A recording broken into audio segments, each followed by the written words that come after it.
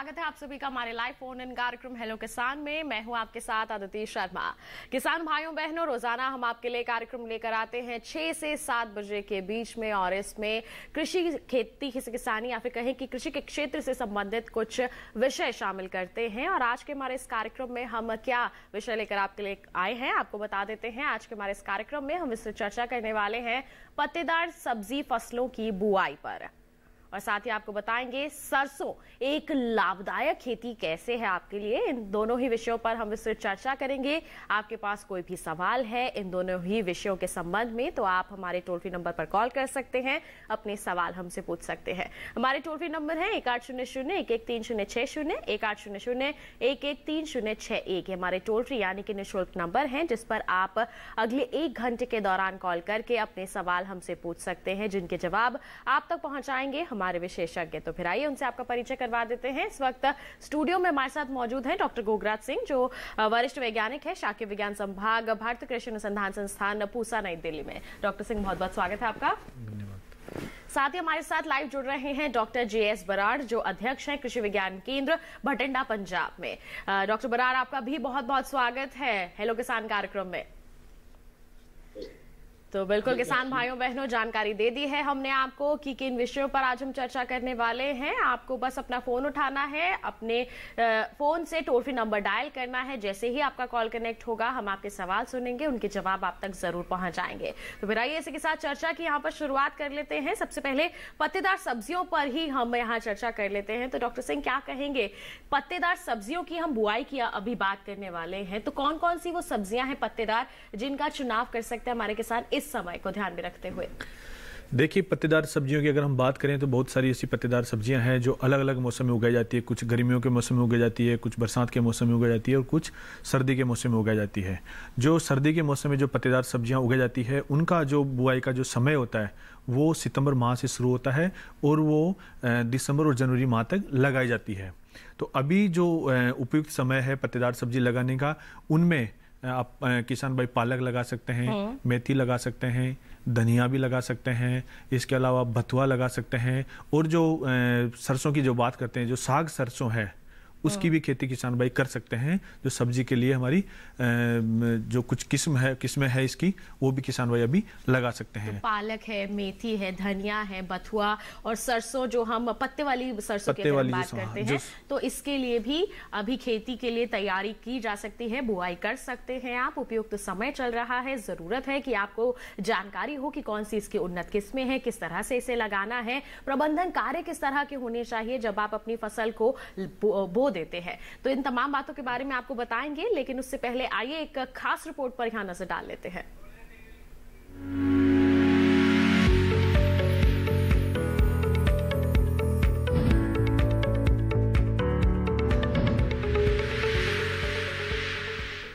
पत्तेदार सब्जियों में पालक, मेथी और चौलाई प्रमुख हैं। इनके अलावा हरी प्याज, सरसों का साग और सलजम के पत्तों की भी सब्जियां बनाई जाती हैं। अभी इनकी बुआई का समय चल रहा है। पालक को मैदानी और पहाड़ी दोनों क्षेत्रों में बोया जा सकता है। मैदानी इलाकों में सर्दी के मौसम में ये ज्यादा बोई जाती हैं। 1 हेक्टेयर के लिए 20 से 25 किलो बीज चाहिए। बुआई के 8 से 10 दिन बाद पहली सिंचाई कर ले। इसके बाद 10 से 15 दिन के अंतराल पर पानी देते रहें। खरपतवार नियंत्रण के लिए बोने के 15 से 20 दिन बाद पहली निराई गुड़ाई कर ले।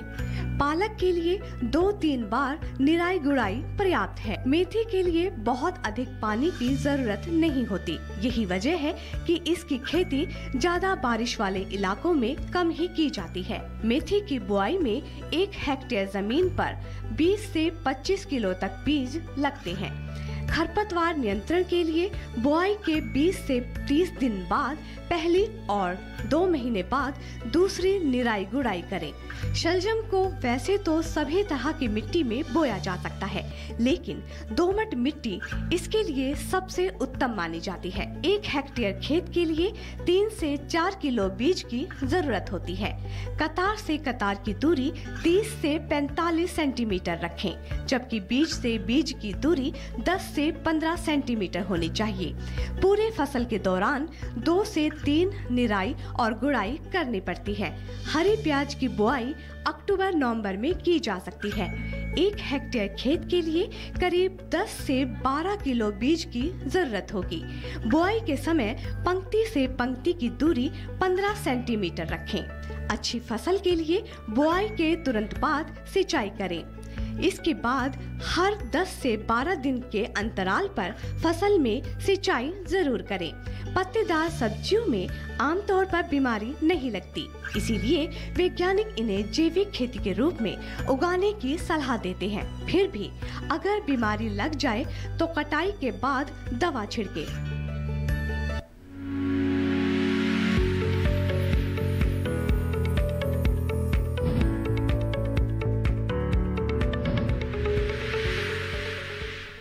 तो अभी आपने देखी खास रिपोर्ट। आइए इसी के साथ बढ़ते हैं आगे, चर्चा को आगे बढ़ाते हैं। सरसों के बारे में चर्चा कर लेते हैं और रुख कर लेते हैं डॉक्टर बराड़ का।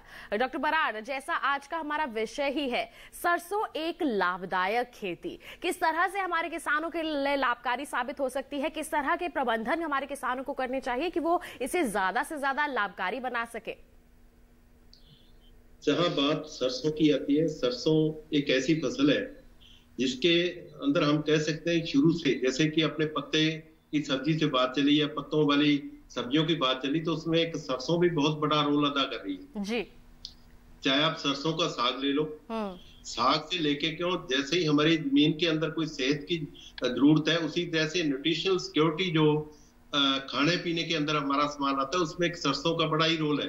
तो इस सरसों का साग से लेकर उसके बाद में सरसों का तेल के बाद में खली, जो कि हमारे पशु दूध उत्पादन के अंदर एक बहुत बड़ा रोल अदा कर रहे हैं जी। तो इसलिए सरसों एक बहुत ही महत्वपूर्ण फसल है। अगर हम देखा जाए हमारे पूरे ताने बाने को या हम इंटीग्रेटेड फार्मिंग सिस्टम को, जिसके अंदर चाहे डेयरी आता हो, चाहे ह्यूमन हेल्थ आती हो या हमारी प्लांट प्रोडक्शन आती हो, उसमें एक सरसों का काफी बड़ा रोल हो जाता है। जैसे खली के अंदर हम कहें, खली के अंदर हर तरह का न्यूट्रिएंट है जो हमारे पशुओं को देने के लिए मिलता है। साग के अंदर जो न्यूट्रिशनल सिक्योरिटी है एक तरह की, उसमें ये करती है एक तरह का। दूसरी तरफ अगर कहा जाए तो एक सॉइल को क्लीन करने के लिए कहीं मतलब अगर कोई ऐसे, ये सरसों एक हाइपर एक्यूमुलेटेड क्रॉप है तो मैक्सिमम एक्यूमुलेशन करती है साल्ट का और हर तरह का। तो उस तरह का अगर हम इसके रूट के अंदर मैक्सिमम जो साल्ट भी इकट्ठे हो जाते हैं, तो ऐसी जगह पे जहां साल्ट वगैरह ज्यादा हो, सरसों अगर उगा लेते हैं तो उसकी रूट है मैक्सिमम जो एक्यूमुलेशन कर लेती है, लेकिन इसके सीड फिर भी सेफ रहता है। सीड के अंदर क्या है कि आगे हमने तेल निकालना होता है, वो तेल है हमने उसमें खाद्य पदार्थों के रूप में उसको यूज करते हैं। इस तरह कुल मिला के हम कह सकते हैं उस खली को, आज तो हमने, हमारी रिकमेंडेशन है कि प्लांट के अंदर भी, चाहे कोई हॉर्टिकल्चर क्रॉप है उसके अंदर भी खली जो है कि न्यूट्रिशनल पॉइंट ऑफ व्यू से, या कई तरह के इंसेक्ट पेस्ट है जो नहीं आते, उसलिए वो सॉइल के अंदर भी दिया जाता है। इसलिए सरसों का किसानी के अंदर एक बहुत ही महत्वपूर्ण स्थान है। तो हमें सरसों की खेती को लाभदायक कैसे बनाना है, इसके लिए हम चर्चा बड़े विस्तार से आगे करेंगे कि किस तरह से लाभदायक हम बना सकते हैं। जी बिल्कुल, और किस तरह से इसे लाभदायक अपने लिए बना सकते हैं, विस्तृत चर्चा करेंगे इस पर। जैसे कि हमारे विशेषज्ञ ने बता ही दिया है कि सरसों एक ऐसी फसल है जिसका हर, हम कह सकते हैं कि रूप हम उपयोग में ला सकते हैं और वो हमारे लिए काफी फायदेमंद साबित हो सकती है। किस तरह से इसका अच्छा उत्पादन हासिल किया जाए, इसके लिए प्रबंधन कार्य करने की जरूरत है। कौन से प्रबंधन कार्य करने की जरूरत है, इसके बारे में बताएंगे आपको, लेकिन उससे पहले नजर डाल लें इस खास रिपोर्ट पर।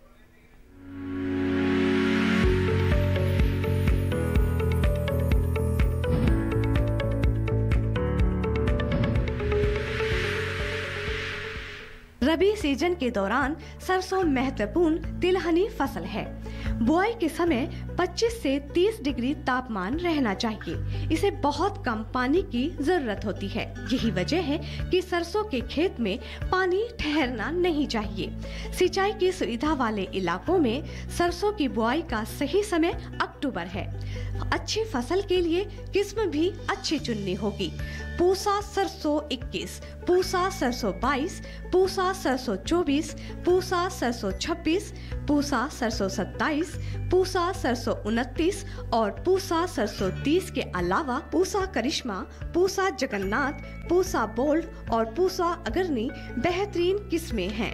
इनके अलावा भी ढेरों उन्नत प्रजातियां बाजार में उपलब्ध हैं। समय पर बुआई और फसल सुरक्षा तरीके अपनाकर पैदावार को और अधिक बढ़ाया जा सकता है। बोने से पहले बीज को उचित दवा से उपचारित जरूर कर लें। बीज दर 3 से 4 किलो प्रति हेक्टेयर रखें। कतार से कतार की दूरी 30 से 45 सेंटीमीटर, जबकि पौधे से पौधे की दूरी 10 से 15 सेंटीमीटर होनी चाहिए। बीज की गहराई 2.5 से 3.0 सेंटीमीटर रखें। वहीं असिंचित इलाकों में 5 से 6 किलो हेक्टेयर की दर से प्रयोग करें। बुआई के 20 से 25 दिन बाद पंक्तियों पर जिंक की कमी के लक्षण दिखाई देने लगते हैं। लक्षण दिखाई देते ही 25 किलो जिंक सल्फेट प्रति हेक्टेयर के हिसाब से डालें। बुआई के 30 से 35 दिन बाद पहले सिंचाई के समय 40 किलो नाइट्रोजन का प्रयोग करें। अगेती सरसों में आमतौर पर 2 सिंचाई काफी होती है। पहली बुआई के 30 से 35 दिन बाद और दूसरी बीज बनते समय। खरपतवारों से मुक्त रखने के लिए 20 से 25 दिन में एक बार निराई गुड़ाई करते रहें।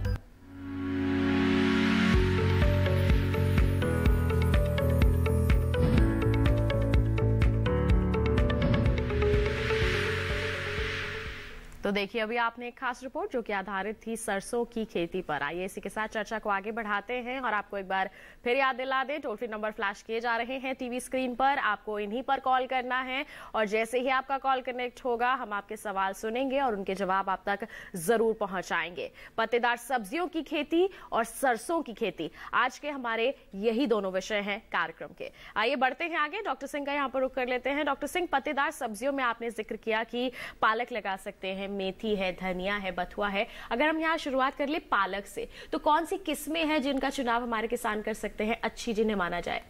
देखिए, पालक की विभिन्न संस्थानों के द्वारा, विभिन्न कृषि विश्वविद्यालयों के द्वारा बहुत ही किस्में विकसित हुई है, लेकिन जो एक अधिक उत्पादन देने वाली जो किस्में हैं, जिसमें पालक की बात करें या मेथी, धनिया या बथुआ की, तो पालक में जो उन्नत किस्में हैं उसमें पूसा ज्योति, पूसा हरित और पूसा भारती, इन किस्मों का चयन कर सकते हैं। इसके अलावा जो अन्य किस्में हैं उसमें आल ग्रीन ले सकते हैं, जोबनेर ग्रीन ले सकते हैं और पंजाब ग्रीन, इन किस्मों का इसके लिए चयन कर सकते हैं। अगर हम बात करें बथुआ की, तो पूसा बथुआ 1 और पूसा बथुआ 2, इन दोनों किस्मों का हम चयन कर सकते हैं। पूसा बथुआ 1 है, वो हमारे जो लाल रंग की जो पत्तियां हैं उसकी लाल रंग की पत्तियां होती है, और जो पूसा बथुआ 2 है वो हरे रंग की पत्तियों वाली किस्म है। अगर हम बात करें मेथी की, तो अगर कसूरी मेथी की बात करें तो जो सबसे अच्छी और पत्तेदार मेथी की जो उन्नत किस्म है वो पूसा कसूरी मेथी है।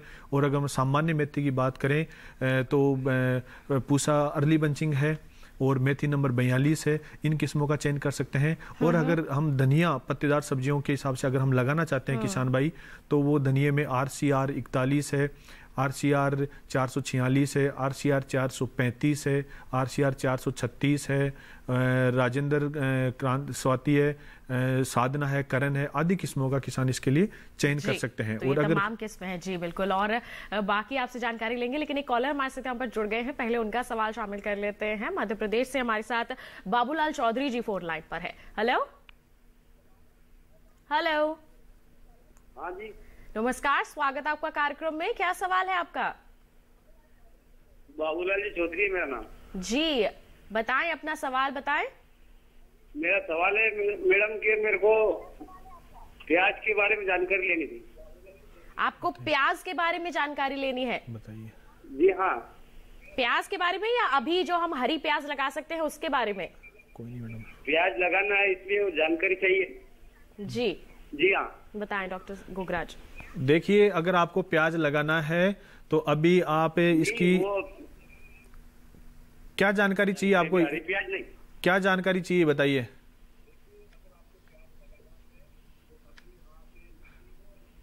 आप बता दीजिए। हाँ। आपको जानकारी क्या चाहिए? अगर प्याज अगर आपको प्याज लगानी, मेरे को कितने दिन तक रुक सकेगा वो प्याज की जानकारी चाहिए। देखिए, प्याज अगर आपको लगाना है तो अभी जैसे रबी सीजन का प्याज है, उसकी पौधशाला का हमें तैयार करनी है, उसकी पौध तैयार करनी है। तो उसकी पौध तैयार करने के लिए तो पौध तैयार करने के लिए आपको सबसे पहले इसकी पौध उठी हुई क्यारियों में तैयार करनी है। तो उसके लिए लगभग 10 से 15 सेंटीमीटर ऊंची बेड बना ले, क्यारियां बना ले, जिसकी लंबाई आप अपनी आवश्यकता अनुसार रख सकते हैं। और जो उनकी चौड़ाई है वो लगभग आधा मीटर से 1 मीटर के बीच में रखें। और जो प्याज की जो उन्नत किस्में हैं आप लगाना चाहते हैं, जिसमें चाहे पूसा माधवी हो, पूसा रेड हो, और भी पूसा सोना हो, जो भी किस्में आप लगाना चाहते हैं, और ये किस्मों की और जो जानकारी है वो आप निकटतम बाजार से ले सकते हैं, या अपने निकटतम कृषि विज्ञान केंद्र से ले सकते हैं, या कृषि विश्वविद्यालय से आप ले सकते हैं। और हमारे जो पूसा संस्थान है वहां से भी आप प्याज की किस्मों का बीज आप प्राप्त कर सकते हैं। तो उसमें पहले आप नर्सरी तैयार कर लें। तो इसकी जो नर्सरी है आप बीज डालेंगे, बीज डालने के बाद में उसको अच्छे से ढक दें।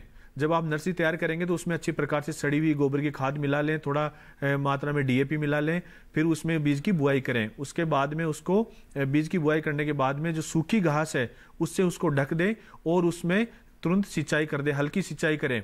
और 5 से 6 दिन बाद में जब बीजों का जमाव शुरू हो जाता है तो सूखी घास को उसकी जो पौधशाला की जो क्यारी होती है उसके ऊपर से हटा दें। और लगभग 30 से 35 या लगभग 40 दिन तक जब इसकी पौध तैयार हो जाती है, उसका आकार सामान्य रूप ले लेता है, तब इसकी आप मुख्य खेत में रोपाई कर सकते हैं। तो इसकी रोपाई 2 प्रकार से कर सकते हैं। एक तो आप सामान्य जो क्यारियां हैं, अगर आप सिंचाई की अच्छी व्यवस्था तो उसमें भी कर सकते हैं, या आप उठी हुई जो बेड है जिसको मैं ड्रिप प्रणाली में भी इसकी आजकल किसान भाई रोपाई करते हैं। तो इन दोनों तरीकों से आप इसकी खेती कर सकते हैं, में रोपाई कर सकते हैं। बिल्कुल, किस तरह से आपको नर्सरी तैयार करनी है, खुले खेत में किस तरह से आपको रोपाई करनी है, इन तमाम बातों के बारे में विस्तार से हमारे विशेषज्ञ ने बता दिया है। हम उम्मीद करते हैं कि अब आप प्याज की खेती जब करेंगे तो इन सब बातों को जरूर ध्यान में रखेंगे। बिल्कुल ऐसी ही और महत्वपूर्ण जानकारियां हम हमारे सभी दर्शकों तक जरूर पहुंचाएंगे, लेकिन एक छोटे से ब्रेक के बाद कहीं मत जाइए, देखते रहिए हमारा लाइव फोन इन कार्यक्रम हेलो किसान और बने रहिए दूरदर्शन किसान पर।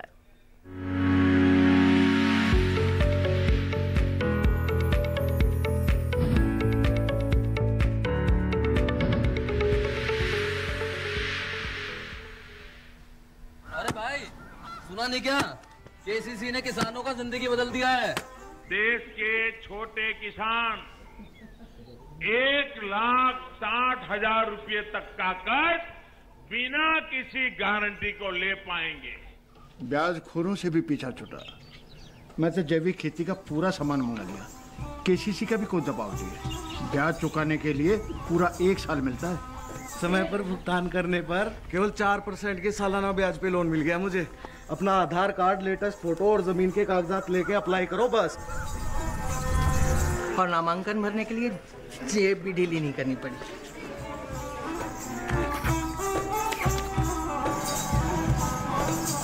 चाचा, उधार चुकाने के 24 घंटे के बाद उतने ही पैसे वापस निकाल सकते हैं।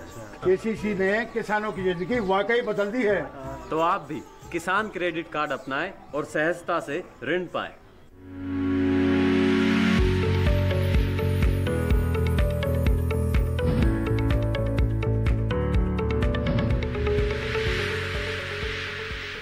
ब्रेक के बाद आप सभी का फिर से स्वागत है हमारे लाइव फोन इन कार्यक्रम हेलो किसान में। आज हम चर्चा कर रहे हैं यहाँ पर पत्तेदार सब्जियों की बुआई के बारे में और साथ ही सरसों की खेती के बारे में। आपके पास कोई भी सवाल है तो आपको हमारे टोल फ्री नंबर पर कॉल करना है और अपने सवाल हमसे पूछने हैं, जिनका जवाब हमारे विशेषज्ञ आप तक जरूर पहुंचाएंगे। और इस वक्त भी एक कॉलर जुड़े हुए हैं, हरियाणा से नवरतन जी ने हमें कॉल किया है। आइए जान ले क्या है उनका सवाल। हेलो नमस्कार जी। नमस्कार, स्वागत है आपका कार्यक्रम में। क्या सवाल है आपका? मैडम जी क्या है कि सरसों में पछेती बिजाई के लिए जी कौन सी किस्म यूज करनी पड़ेगी? सरसों की पछेती बुआई करना चाहते हैं आप, उसकी किस्म के बारे में जानना चाहते हैं? जी बिल्कुल। हाँ जी। डॉक्टर बराड़ क्या कहेंगे, क्या सलाह देंगे आप इन्हें?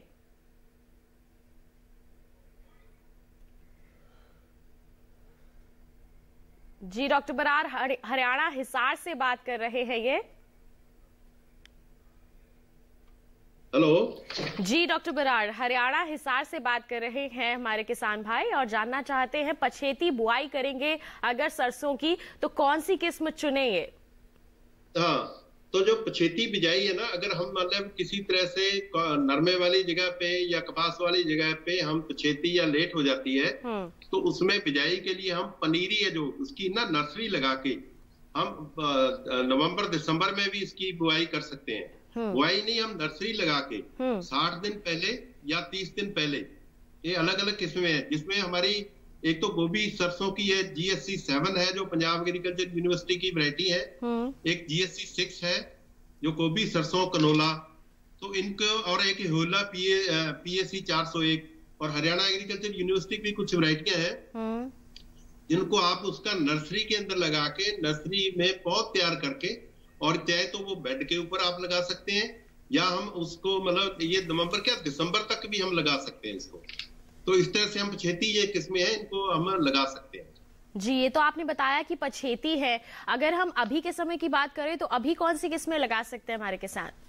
हाँ, जो अब किस्में हैं लगाने वाली, अब क्या है ज्यादातर हमारे पास जैसे हम शुरू से बात करें, एक तो कनोला, मैं जो बताना चाहूंगा, जो कनोला सरसों का तेल है वो बड़ा ही महत्वपूर्ण है अंतरराष्ट्रीय लेवल के अंदर। वो कनोला सरसों क्या है, जिस भी सरसों वाली किस्म में रूसिक एसिड 2% से कम होता है, और जो 30% माइक्रोमोल जो पर ग्राम के हिसाब से उसकी खली के अंदर ग्लूकोसिनोलोटस जो होता है, उसको हम ये इंटरनेशनल लेवल पे कनोला ऑयल या कनोला की ये क्रॉप बोलते हैं।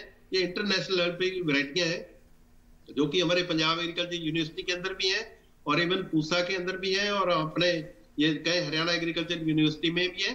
तो इस तरह की जो सारी की सारी हम वैरायटी है ये लगा सकते हैं। अब जो इस वक्त टाइम है, जैसे PBR 210 है, उसके बाद में PBR 97 है, PBR 91 एक हमारी वैरायटी है जिसमें कि 8 क्विंटल तक एवरेज उसकी यील्ड है, उसको भी अभी हमारे पास टाइम है।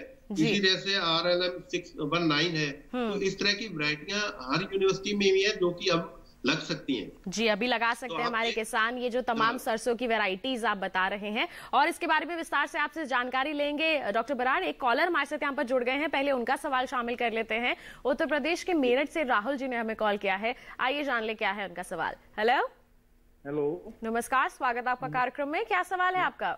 नमस्कार मैडम हमको सरसों की बिजाई के बारे में जानकारी लेनी थी। सरसों की बिजाई के बारे में क्या जानकारी लेना चाहते हैं आप? मैडम ये लेना चाहते हैं कि फसल जो अच्छी रहेगी, रेतीले जंगल है, रेतीली भूमि है, उसमें कौन सी किस्म अच्छी रहेगी?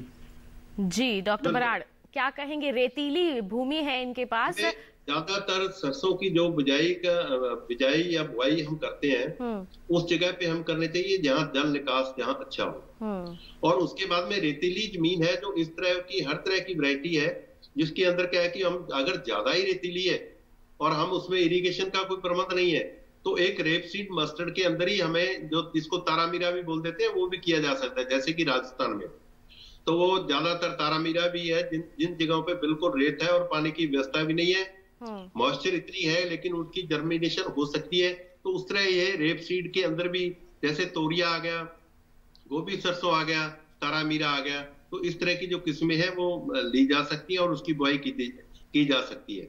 और दूसरी बात ऐसा है कि कई किस्में जिसमें कि कई तरह के हाइब्रिड भी हैं जिनको कि हल्की, ज्यादातर तो कहा जाए तो इसके लिए बहुत ज्यादा भारी जमीन की जरूरत नहीं है, हम रेतीली जमीन के अंदर सरसों की बुआई है जो बिजाई है बड़े अच्छे तरीके से कर सकते हैं। जी बिल्कुल, तो रेतीली जमीन पे भी यहाँ पर की जा सकती है। तो ये तमाम किस्में हैं सरसों की जो आप लगा सकते हैं। ये सही समय चल रहा है, आप इनकी खेती करेंगे आगे चलकर तो अच्छा आपको मुनाफा मिलेगा। और साथ ही हम यहाँ पर पत्तेदार सब्जियों की खेती की भी बात कर रहे हैं, उसकी भी तमाम किस्में हमारे विशेषज्ञ आपको बता चुके हैं। अपने क्षेत्र के अनुसार उन्नत किस्मों का चुनाव करना यहाँ पर बहुत जरूरी हो जाता है, तभी आगे चलकर अच्छा उत्पादन आप हासिल कर सकते हैं, क्योंकि शुरुआत अच्छी होगी तभी आगे चलकर अच्छी उपज आपको हासिल हो पाएगी। जिस तरह से हम यहाँ पे लगातार आपको जानकारियां दे रहे हैं कि कैसे आप अपनी खेती किसानी को अपने लिए लाभकारी बना सकते हैं, ऐसे ही हमारी सरकार भी पुरजोर कोशिश कर रही है, प्रयास कर रही है कि आपकी खेती किसानी में आपकी सहूलियत के लिए कुछ ऐसे कदम उठाए जाएं ताकि आपको और भी ज्यादा आसानी हो सके। ऐसा ही एक महत्वपूर्ण कदम है कृषि कानून। जी हाँ, अभी हाल ही में ये लागू किया गया है और इसके लिए कई तरह की भ्रांतियां हमारे किसानों के समक्ष हैं। इनको दूर करने की हम लगातार कोशिश कर रहे हैं, सरकार भी प्रयास कर रही है। आइए इसी से संबंधित और विस्तृत जानकारी के लिए दिखा देते हैं आपको ये खास रिपोर्ट।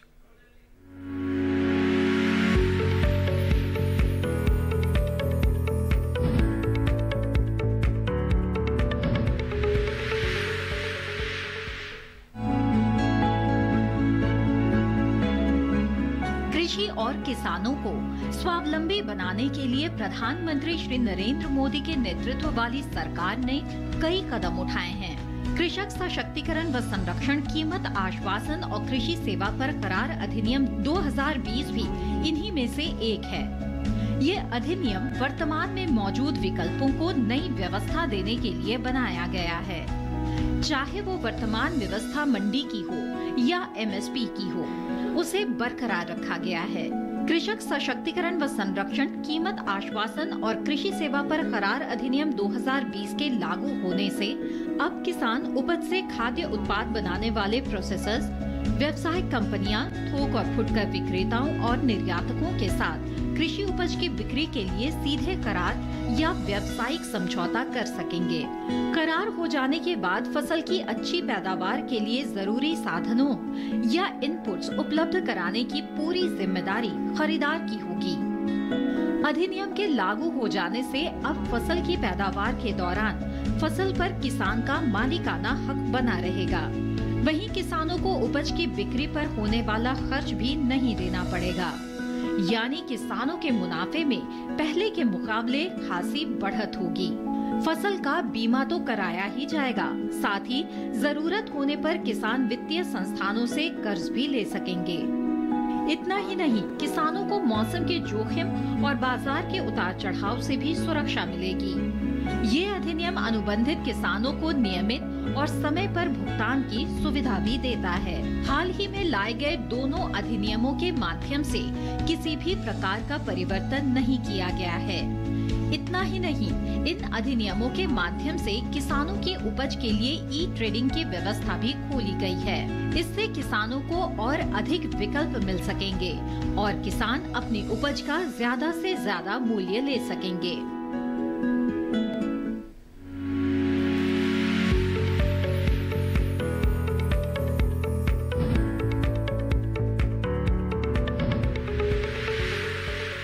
तो देखा आपने, सरकार की तरफ से जो भी कदम उठाया जा रहा है वो आपके फायदे के लिए ही है। अब आपको इसको समझने की जरूरत है, तभी आप इसका लाभ भी ले पाएंगे। और यही लगातार कोशिश दूरदर्शन किसान की रहती है कि हम सभी जो आपकी शंकाएं हैं, जो भी आपको परेशानियां हैं, उनका समाधान आप तक पहुंचाते रहें। और हेलो किसान भी हम इसीलिए लाते हैं और खेती किसानी से संबंधित आपकी जो भी समस्याएं हैं उनका समाधान आप तक पहुंचाते हैं। और एक ऐसे ही कॉलर हमारे साथ जुड़े हुए हैं, उनका सवाल जान लेते हैं, उनके सवाल का जवाब उन तक पहुंचा देते हैं। रामवीर जी अलवर राजस्थान से हमारे साथ फोन लाइन पर हैं। हेलो हेलो, नमस्कार, स्वागत आपका कार्यक्रम में। क्या सवाल है आपका? मैम वो सरसों की बुआई करना चाहते हैं अक्टूबर के लास्ट में जी, तो उसकी कौन कौन सी किस्में जिन्हें बो सकते हैं हम? जी डॉक्टर बराड़, क्या कहेंगे? अक्टूबर के अंत में अब आ ही गया है समय, या कल परसों में ही इन्हें बुआई करनी होगी, तो कौन सी किस्में लगाएं? देखो, जो राया और अफ्रीकन सरसों, जैसे अपने वैरायटी की बात पहले कर चुके हैं, जैसे राया की जो भी किस्में हैं, जैसे कि ये गिरिराज है और RLC3 है, PBR 357 है, उसके PBR 210 है, PBR 97 है, PBR 91 है। ये जो किस्में, इसी तरह से राजस्थान के अंदर भी किस्में, हालांकि ये किस्में ज्यादातर इंटरनेशनल पूरे इंडिया में एक तरह का सरसों का, जैसे भरतपुर हमारा स्टेशन है, तो उसी तरह से उन जगहों पे सभी जगह टेस्ट होके ये आती हैं। और इनकी जो राया और अफ्रीकन सरसों है, ये 15 अक्टूबर से लेके 15 नवंबर तक हम लगा सकते हैं।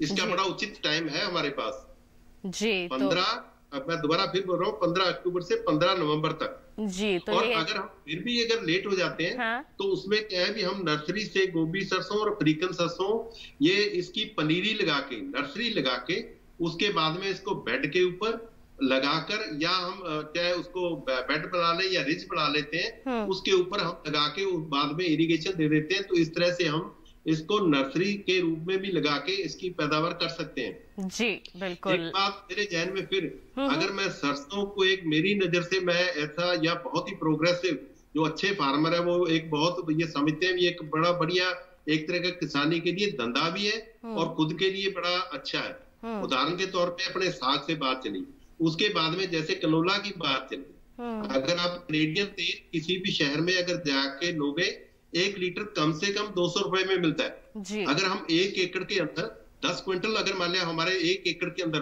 10 क्विंटल सरसों होती है, तो समझो 3.5 क्विंटल ऑयल हमें मिल गया। अगर हम 3.5 क्विंटल ऑयल का अगर 200 रुपए के हिसाब से लगाएं, एक व्यापार भी है, 200 रुपए के हिसाब से लगाएं तो 70,000 रुपए का तेल मिलता है। और उसके बाद में जो हमारे पास 6.5 क्विंटल खली जो बचती है, उसको 25 रुपए के हिसाब से भी लगाएं, तकरीबन ये 16,000 की है जो हमें वो खली मिल जाती है। तो कुल मिला के अगर हेक्टेयर की बात करें तो ये 2,15,000 रुपए तक की इसमें इनकम है। और हम दूसरी तरफ बात करें, ये पहले भी अपने बात थोड़ी चलाई थी, एक तरह का कहीं पे ब्यूटिफिकेशन अगर कहें हम, किसी जगह पे नहर के किनारे पे, खाल पे या और पे कहीं हम इसको एक तरह का सुंदरता के लिए भी लगा सकते हैं। हेज वगैरह लगाने से अच्छा है ये हम क्या है इसको खेत के या ट्यूबवेल के किनारे पे या कहीं लगाएं। घर के लिए कम से कम घर का जो तेल है खाने का, वो कनोला तेल की हम ज्यादा से ज्यादा उसकी बरतों करें या यूज करें, क्योंकि उसमें रूसिक एसिड 2% से कम होता है। और खली है जो उसके अंदर ग्लूकोसाइनो जो है वो खली के अंदर 30 माइक्रो मोल है जो उससे कम होता है। तो जो पशुओं के लिए भी अच्छा है और ह्यूमन हेल्थ के लिए भी अच्छा है, हमारी सेहत के लिए भी अच्छा है। आप अंदाजा लगाओ कि हमारे घर के अंदर अगर 4-5 मेंबर हैं, तो अगर 50 ग्राम भी तेल उसका रोज यूज करें हम, तो मेरा ख्याल भी कितना तेल है जो हमें चाहिए। तो मेरे को लग रहा है कि किसान को और नहीं, व्यापार नहीं, तो घर के खाने के लिए कम से कम 1 कनाल, 1.5 कनाल, 2 कनाल हमें जरूरी अपने हिसाब से खाने के लिए जरूर घर का तेल होना चाहिए। जी बिल्कुल। ये नहीं है जैसे हमारे ये हरियाणा, पंजाब में या राजस्थान में नरमे वाले एरिया में हम कॉटन की क्रॉप के अंदर गुलगुले वगैरह निकालने के लिए भी तेल कहीं शहर से लाएं और हम खेती कर रहे हैं। तो किसानों के लिए मेरी एक बेनती जरूर है भी, ये हर तरह का जो घर में उत्पादन हो सकता है उससे हम पैसा भी बचा सकते हैं और अपनी इनकम भी बढ़ा सकते हैं और खेती को एक लाभदायक धंधा भी बनाया जा सकता है। जी बिल्कुल। तो सरसों की खेती को लाभकारी बनाने के लिए कई तरह के विकल्प हैं यहाँ पर हमारे किसानों के पास। जी बिल्कुल। तो सरसों की खेती हमारे किसान किस तरह से अपने लिए लाभकारी बना सकते हैं, लगातार हमारे विशेषज्ञ आपको बता रहे हैं। आपको न केवल खेत तक सीमित रहना है, बल्कि आप अलग अलग जगहों पर भी, छोटे से जगह पर भी आप इसकी खेती करके इसे अपने लिए फायदेमंद बना सकते हैं। बिल्कुल। इसी के साथ बढ़ते हैं आगे, डॉक्टर गोगराज का यहाँ पर रुख कर लेते हैं। डॉक्टर गोगराज, हम बात कर रहे थे पत्तेदार सब्जियों की बुआई की, तो क्या इसको पहले नर्सरी लगानी होगी या सीधा खेत में भी लगा सकते हैं? देखिए, पत्तेदार सब्जियों में अगर हम बात करें पालक, मेथी, धनिया और साग सरसों की, तो इसकी सीधी बुआई करते हैं। सीधी बुआई भी 2 तरीके से की जाती है। पहला वो होता है जिसमें हम सीड ड्रिल के द्वारा उसकी बुआई करें, जिसमें मेथी, धनिया, पालक, साग सरसों इनकी करते हैं। और जो दूसरा जो तरीका होता है उस बीजों को छिड़काव करके हम बुआई करें।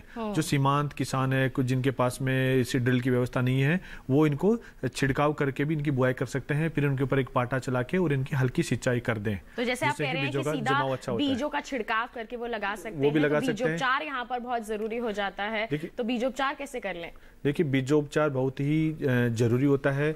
और अगर बीजोपचार नहीं करते हैं तो जो शुरुआत में जब इसका अंकुरण शुरू होता है उस समय एक बीमारी आती है आर्द्रगलन नाम की, तो उसके लिए हमें बीजों का उपचार करना जरूरी है। बीजों का उपचार करने के लिए हमारे पास जो कोई भी फफूंदनाशक जो दवा होती है, जिसमें हम कैप्टाफ ले लें, थाइरम ले लें, बाविस्टिन ले लें, उसका 2 ग्राम जो दवा होती है 2 ग्राम प्रति किलोग्राम बीज के हिसाब से सूखा उपचार उससे करना चाहिए। उसके बाद ही बीजों की खेत में बुआई करें या उसका छिड़काव करके उसको पाटा चलाकर मिट्टी में मिला दें और उसकी सिंचाई करें। जी, तो बीजोपचार एक बहुत ही महत्वपूर्ण कदम है। किस तरह की प्रक्रिया अपनानी है इसके लिए हमारे विशेषज्ञ ने बता दिया है। बढ़ते हैं आगे, कॉलर हमारे साथ जुड़े हुए हैं सिरसा हरियाणा से राकेश जी। आइए जान लेते हैं क्या है उनका सवाल। हेलो हेलो, नमस्कार, स्वागत आपका कार्यक्रम में। क्या सवाल है आपका? तोरिया का बीज कहाँ मिलेगा जी? सिरसा से बोल रहे हैं। सिरसा से बात कर रहे हैं। तोरिया यानी कि सरसों का बीज कहाँ से मिलेगा, इसके बारे में जानकारी लेना चाहते हैं। डॉक्टर बराड़, क्या कहेंगे आप? ये आपके पास ही सिरसा, देखो हमारा जो बठिंडा है, बठिंडा हमारे केवी के कृषि विज्ञान केंद्र है, जो इसके मेन गेट के ऊपर ही हमारे एक शॉप है। उसमें आप जैसे इसका तोरिया तो टाइम निकल गया, वैसे तोरिया का नहीं, राया का सीड है जो मिल सकता है, और गोभी सरसों का सीड है जो ये मिल सकता है। आप मतलब यहाँ से हमारे ले जा सकते हैं। डब वाली रोड के ऊपर ही है केवी के, उसके गेट के ऊपर ही शॉप है, तो आपको यहाँ से उपलब्ध हो जाएगा। जी बिल्कुल, कहाँ से ले सकते हैं आप बीज, हमारे विशेषज्ञ ने आपको बता दिया है। और ऐसे ही कई हमारे दर्शकों के मन में सवाल होंगे पत्तेदार सब्जियों और सरसों की खेती के संबंध में, जिन्हें हम शामिल करेंगे। लेकिन एक छोटे से ब्रेक के बाद कहीं मत जाइए, देखते रहिए हमारा लाइव फोन इन कार्यक्रम हेलो किसान और बने रहिए दूरदर्शन किसान पर।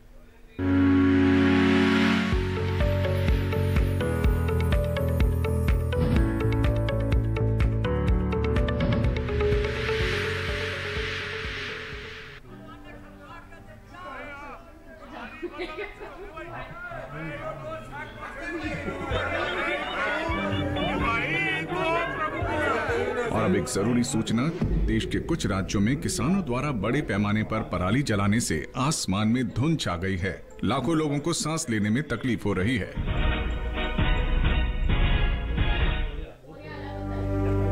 हर साल हम अपना ही घर फूंकते हैं और तमाशा बनते हैं। ना, मैं ना मानता।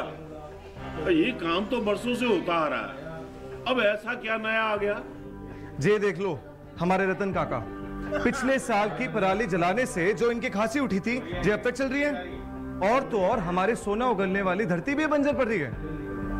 बेटा, तुम्हारी बात मान भी ले, पर एक बात बताओ कि पराली को ठिकाने लगाने में भी तो लागत आती है, और ये आग जलाने से ये काम आसानी से हो जाता है।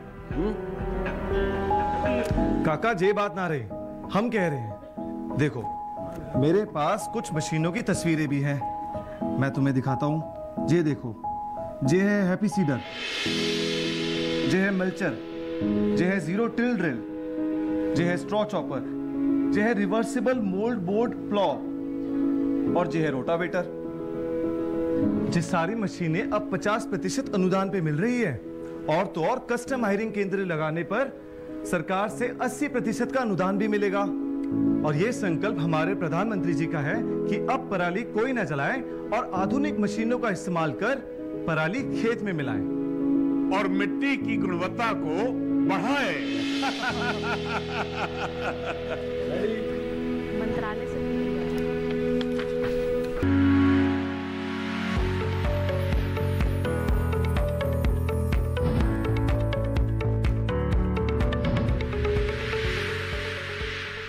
ब्रेक के बाद आप सभी का फिर से स्वागत है हमारे लाइव फोन इन कार्यक्रम हेलो किसान में। आज हम चर्चा कर रहे हैं पत्तेदार सब्जियों की बुआई और सरसों की खेती के बारे में। आपके पास कोई भी सवाल है तो आपको अपना फोन उठाना है, टोल फ्री नंबर पर कॉल करना है। आपके सवाल हम सुनेंगे और उनके जवाब आप तक जरूर पहुंचाएंगे। Toll free number TV screen पर इस वक्त फ्लैश भी किए जा रहे हैं। बढ़ते हैं आगे, कॉलर हमारे साथ जुड़े हुए हैं यहाँ पर। मध्य प्रदेश से कालूराम जी ने हमें कॉल किया है, जान लेते हैं क्या है उनका सवाल। हेलो। हाँ नमस्कार। नमस्कार, स्वागत आपका कार्यक्रम में। क्या सवाल है आपका? मैडम जी, मैंने मटर बोई है, उसमें पत्ते में थ्रिप्स लगी है और सूख रहे पत्ते, तो उसमें क्या करना चाहिए? मटर में थ्रिप्स लगी है, पत्ते सूख रहे हैं डॉक्टर गोगराज। मैडम जी, मैंने मटर बोया, मटर में पत्ते सूख रहे और सफेद हो रहे, थ्रिप्स वगैरह लग रहे उसमें, तो उसमें क्या करना चाहिए? जी जरूर बताएंगे अभी आपको। देखिए, अगर आपने मटर लगाया है और आप कह रहे हैं पत्ते सफेद हो रहे हैं, तो अगर उसके ऊपर अगर आपको थोड़ा हल्का सफेद रंग का चूर्ण दिखाई दे तो ये चूर्णी लासिता नाम की एक बीमारी होती है जो मटर में आती है। तो इसके नियंत्रण के लिए केराथेन नाम की एक जो दवा आएगी, केराथेन नाम की दवा है, उसका लगभग 2 ml प्रति लीटर पानी में घोलकर उसका आप एक छिड़काव कर सकते हैं। और आप कह रहे हैं कि थ्रिप्स की जो प्रॉब्लम है, ये पत्तियों पे रस चूसती है, जिससे पत्तियां कुरकुरी हो जाती है, मुड़ने लग जाती है और सूखने लग जाती है। तो इसके नियंत्रण के लिए भी आप बहुत सारी जो कीटनाशक हैं इनका आप स्प्रे इसके लिए कर सकते हैं, जिससे कि इससे निजात मिल जाती है। जी बिल्कुल, तो इस तरह से आप प्रबंधन कार्य कर सकते हैं।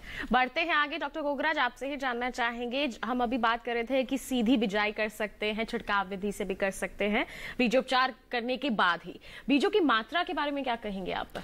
देखिए, अगर बीजों की मात्रा की हम बात करते हैं तो पालक की अगर हम बात करें तो पालक के लिए लगभग 30 से 35 किलोग्राम बीज प्रति हेक्टेयर की दर से सफिशिएंट रहता है। अगर हम बात करें मेथी की, मेथी 2 प्रकार की होती है, कसूरी मेथी, एक जो साधारण मेथी होती है। अगर कसूरी मेथी की कोई किसान खेती करना चाहते हैं तो वो लगभग 20 से 25 किलोग्राम बीज प्रति हेक्टेयर की दर से चयन करें, और जो सामान्य मेथी की खेती करना चाहते हैं वो लगभग 30 से 35 किलोग्राम बीज प्रति हेक्टेयर की दर से उसका चयन करें। अगर हम बात करते हैं साग सरसों की या बथुआ की, साग सरसों की बात करें तो लगभग 2 से 3 किलोग्राम प्रति हेक्टेयर की दर से साग सरसों का जो बीज है वो प्रति हेक्टेयर की दर से सफिशिएंट रहेगा। और अगर बात करें धनिया की तो लगभग 40 से 45 किलो बीज प्रति हेक्टेयर की दर से धनिया का उपयुक्त रहेगा 1 हेक्टेयर के हिसाब से।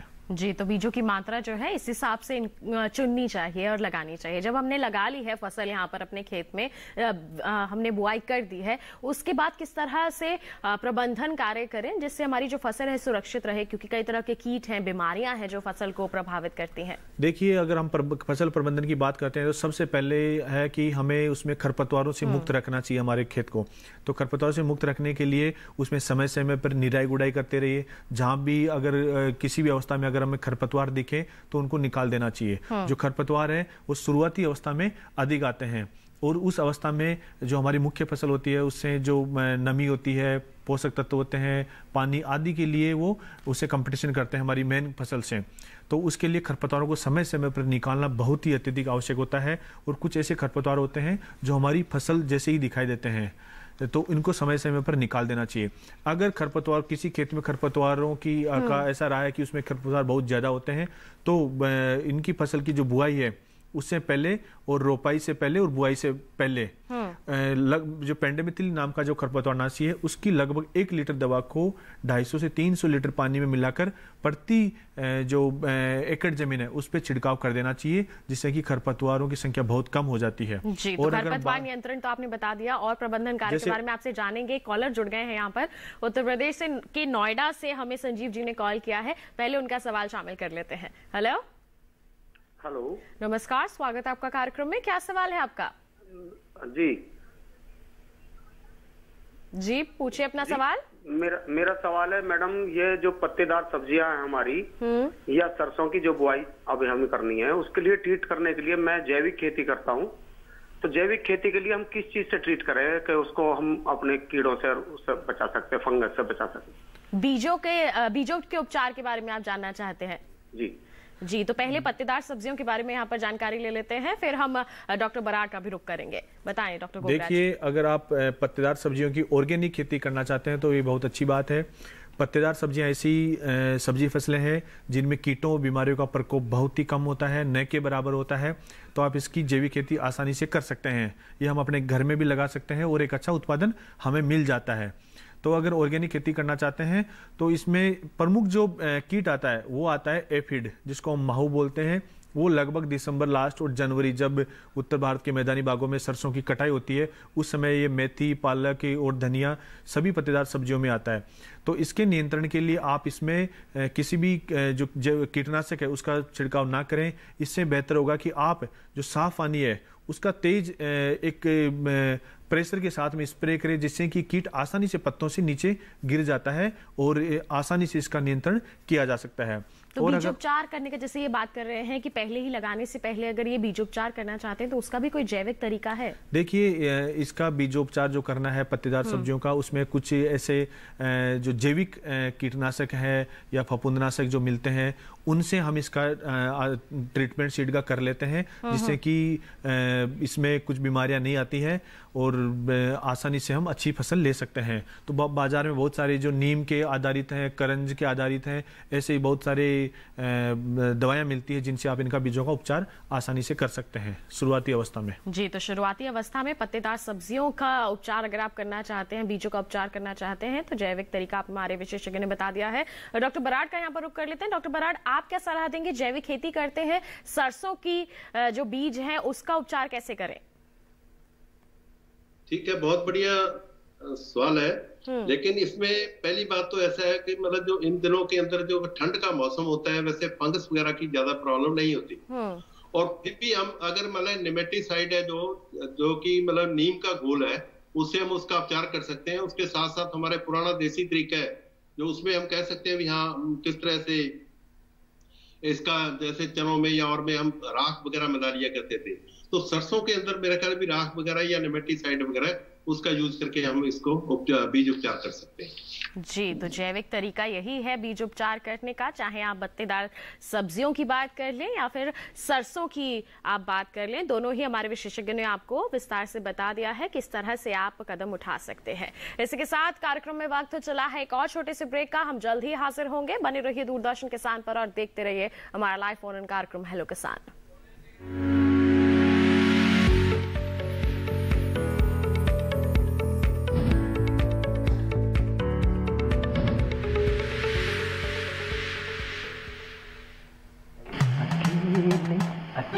अरे वाह भैया, अकेले अकेले।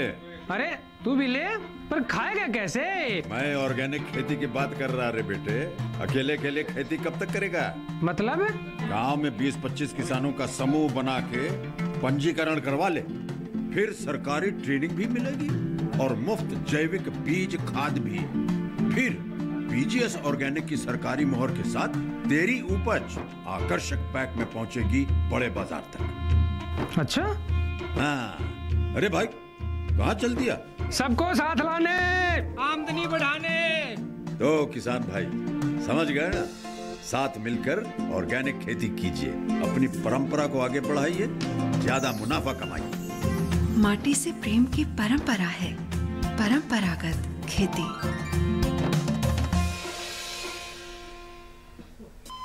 अरे सुन तो। मुझे क्या सुनाना चाहते हो? जो सुनाओ मेरी सौतन को। किसको? अरे वही तुम्हारा मोबाइल फोन जिससे सुबह शाम दिन रात चिपके रहते थे और कहते थे किसान कॉल सेंटर से बातें हो रही हैं। अच्छा ये बात है। हाँ, क्यों? क्या हुआ? अब बात नहीं होती क्या? अब तो झट से बात हो जाती है। ऐसा क्या? हाँ, अब तो ज्यादा लाइनें और खास तकनीक के कारण खेती के माहिरों से तुरंत बात हो जाती है। और अगर कभी लाइन व्यस्त हो तो अपनी समस्या फोन पर रिकॉर्ड करा दो, वहाँ से फोन आ जाता है और समस्या की हल का मैसेज भी आ जाता है। ये देखो आ गया। अरे वाह, इसका मतलब इंतजार की घड़ी अब खत्म। हाँ। तभी मैं सोचूं कि आजकल मुझ पर इतना प्यार क्यों आ रहा है। कृषि संबंधी समस्याओं का अपनी भाषा में तुरंत हल पाने के लिए पूरे भारत में किसी भी फोन से हेल्पलाइन नंबर पर संपर्क करें। किसानों का दोस्त किसान कॉल सेंटर।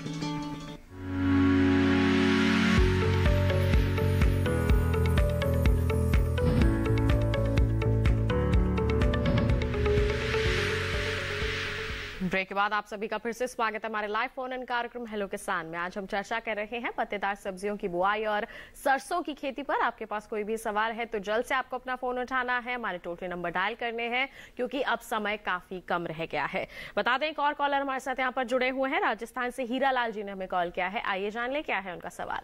हेलो हेलो, नमस्कार, स्वागत है आपका कार्यक्रम में। क्या सवाल है आपका? मेरा सवाल ये मैडम कि ये हमारी जो एग्रीकल्चर लैंड है उसमें रोडेंट्स चूहे काफी ज्यादा हैं।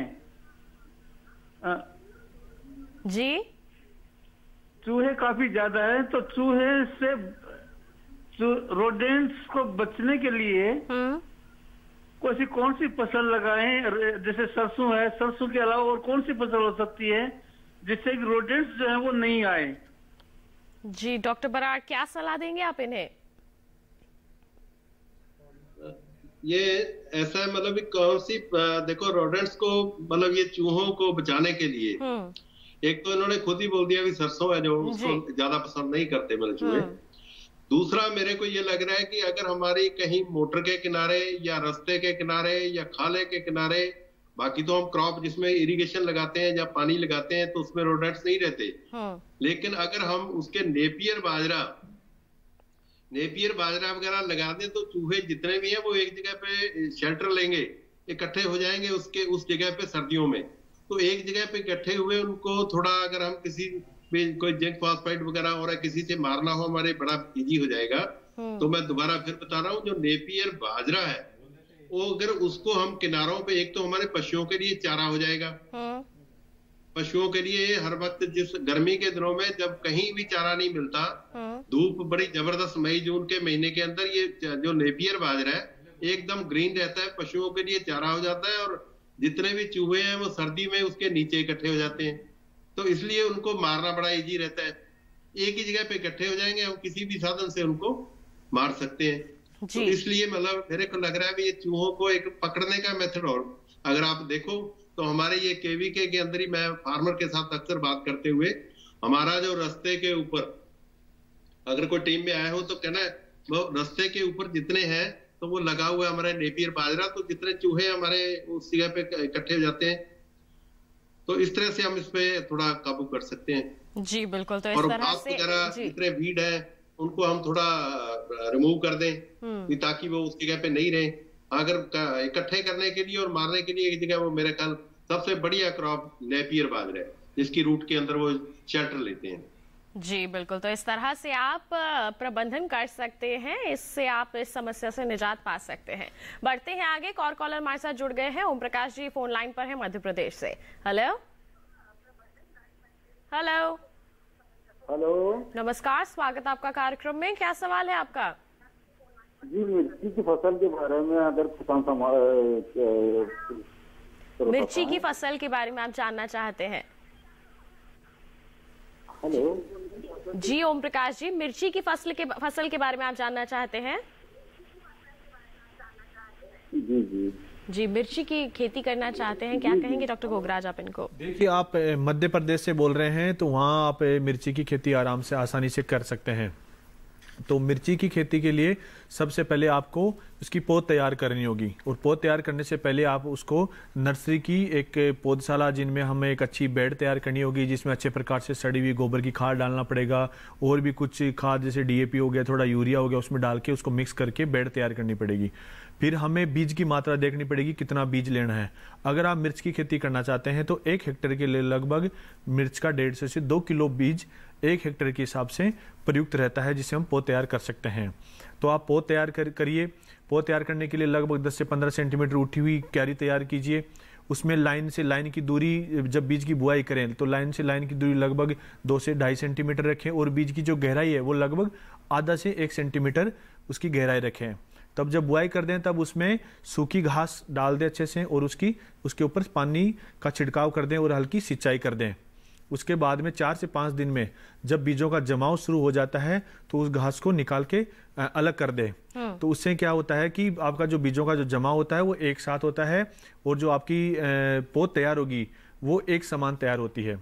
और उसको लगभग 1 महीने बाद में, 30 से 35 दिन बाद में उसको मुख्य खेत में रोपाई कर सकते हैं। रोपाई करने के लिए मिर्च में जो पौधे से पौधे की जो दूरी है वो लगभग 30 से 35 सेंटीमीटर रखें, और जो लाइन से लाइन की दूरी है जो 30 से 35 सेंटीमीटर, और जो पौधे से पौधे की दूरी है वो लगभग 10 से 15 सेंटीमीटर रखें। तो आप इस प्रकार से आप क्यारियों में भी इसकी खेती कर सकते हैं, और ड्रिप सिंचाई में भी इसकी खेती कर सकते हैं। और अगर हम किस्मों की बात करें तो मिर्च की जो किस्में हैं, आप इसमें कौन सी किस्म लगाना चाहते हैं? अगर ज्वाला जो छोटी किस्म लगाना चाहते हैं तो पूसा ज्वाला है, उस प्रकार की जो किस्में हैं उनका चयन कर सकते हैं। आप बड़ी वाली लगाना चाहते हैं तो आपके निकटतम जो विश्वविद्यालय हैं वहां से कौन सी किस्में उपलब्ध है वो उनके बारे में जानकारी आप ले सकते हैं, के लिए उपयुक्त रहेगी। और इसका जो अभी इसका समय है कि आप इसमें नवंबर में 15-20 नवंबर के लगभग आप इसकी पौधशाला तैयार करें, और लगभग जनवरी के माह में इसकी